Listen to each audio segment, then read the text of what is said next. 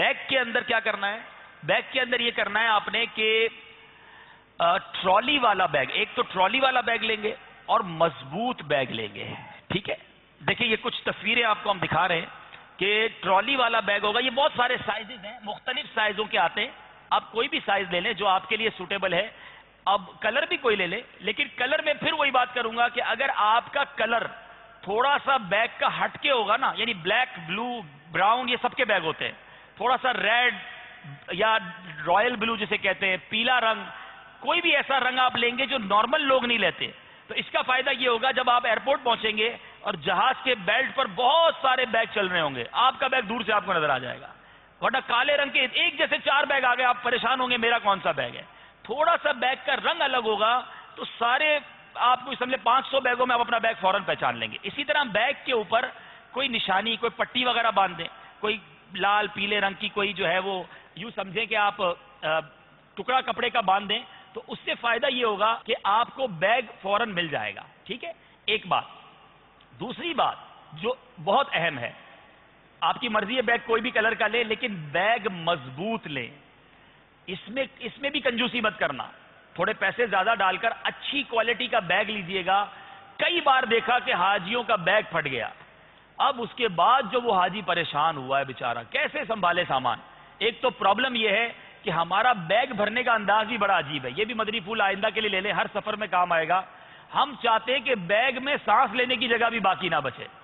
میں نے دیکھا ہے بیگ کے اوپر بیٹھ کے لوگ بیگ بند کر رہے ہوتے، اتنا بھر دیتے سامان کے بند ہی نہیں ہوتا، اس میں 2 بندے بٹھانے پڑتے ہیں. وہ اللہ کے بندے اس کو بٹھا کے بند تو کر رہے ہو، ابھی ذرا بھی کہیں جھٹکا اس کو ملے گا سب پھٹ جائے گا. بیگ میں کوئی 15-20% جگہ چھوڑنی چاہیے. بھر گیا دوسرا لے لیں، کوئی اور تھیلا بنا لے. ضروری ہے سارے جہان کا سامان ایک بیگ میں ڈالنا؟ اتنا بھریں گے اسے، زپیں ٹوٹ جائیں گی، پھر رسیاں باندھیں گے، زنجیریں باندھیں گے. ارے بھائی بیگ ہے، کوئی جانور تھوڑی ہے کہ اس کو اتنا باندھ رہے ہو.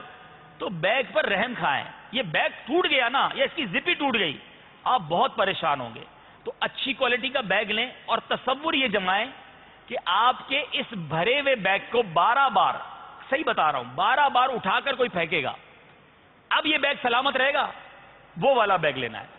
اور یہ صحیح بتا رہا ہوں میں آپ کو. یہ ایئرپورٹ پر جب آپ کا سامان آپ تو دیتے ہیں بڑا سکون سے، بیلٹ پہ چلتا ہوا جا رہا ہوتا ہے، جب یہ بیلٹ پر پیچھے جہاز کی طرف جاتا ہے تو ہر بندہ اٹھا کے اسے اسی طرح جہاز میں پھینکتا ہے، جہاز سے نکال کر اسی طرح بیلٹ پر پھینکتے ہیں. اسی طرح وہ آپ کی معلم کی بس میں پھینکا جائے گا، معلم کی بس سے اتار کر مکے شریف میں جہاں آپ جائیں گے وہاں پھینکا جائے گا. یہ پھینکا ہی جائے گا 12-15 بار.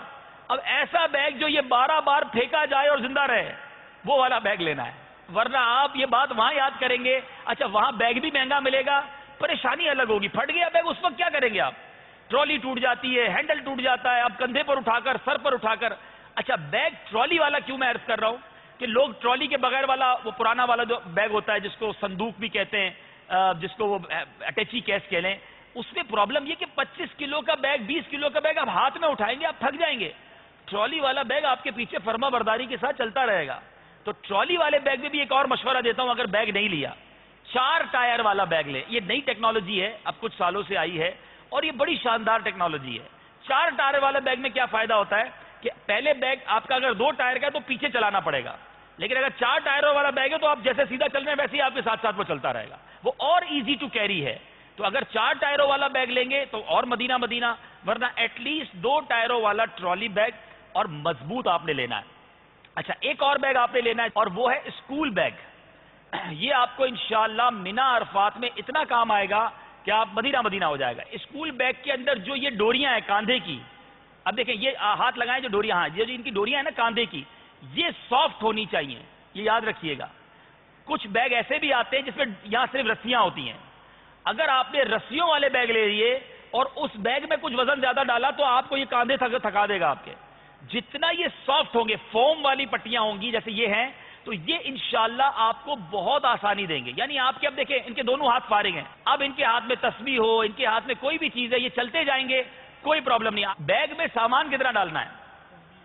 عموماً ایئر لائنوں میں 30 کلو 30 kg سامان کی اجازت ہوتی ہے، ٹھیک ہے، لیکن ایک ہی بیگ میں 30 کلو الاؤ نہیں ہوتا، یہ ہمیشہ یاد رکھیں. انٹرنیشنل رول یہ ہے کہ 23 کلو سے زیادہ، 23 kg سے زیادہ آپ ایک بیگ میں سامان نہیں ڈال سکتے.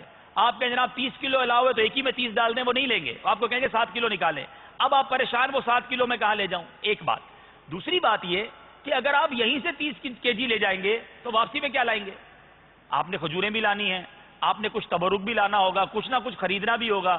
اب ہوتا یہ کہ یہیں سے 30 کلو لے گئے، اب واپسی میں پریشان کہ اب یا گھر کا کچھ سامان چھوڑ کے آئیں گے تو کچھ سامان ڈال سکیں گے، تو یہاں سے اتنا سامان لے جانا ضروری نہیں ہے، وہاں الحمدللہ سب ملتا ہے، آپ اپنی ضرورت کی چیزیں لے جائیں۔ ہاں دوائیں ضرور ساتھ لے جائیں، دوائیں وہاں بہت مہنگی ہیں، حاجیوں کے لیے یقیناً وہاں الگ الگ ڈسپینسری اور ہاسپٹل ہیں جو فری ہیں، لیکن اگر آپ کو اپنی کوئی دوائی خریدنی ہے، آپ سمجھتے ہیں کہ میں یہ دوائی استعمال کرتا ہوں ختم ہو گئی تو وہاں سے خرید لوں گا، وہاں پاکستان سے شاید 10-12 گنا مہنگی ملے گی آپ کو، تو دوائیں اپنی لے جائیں، بلکہ اچھی نیتوں کے ساتھ اپنے قافلے والوں کے لیے جو پیٹ میں درد کی، گلا خراب ہونے کی، بخار کی کچھ 1-2 دوائیں ہیں رکھ لیں، کسی اور کو ضرورت پڑی تو وہ پیش کر دوں گا، تو یہ بھی انشاءاللہ آپ کی اچھی نیت کا آپ کو ثواب مل جائے گا۔ اسی طرح گلاسز، چشمے جو اسلامی بھائی استعمال کرتے ہیں یا اسلامی بہنیں استعمال کرتی ہیں، وہاں چشمے لینا بہت مشکل ہے، گلاسز کہہ لیں، اینک۔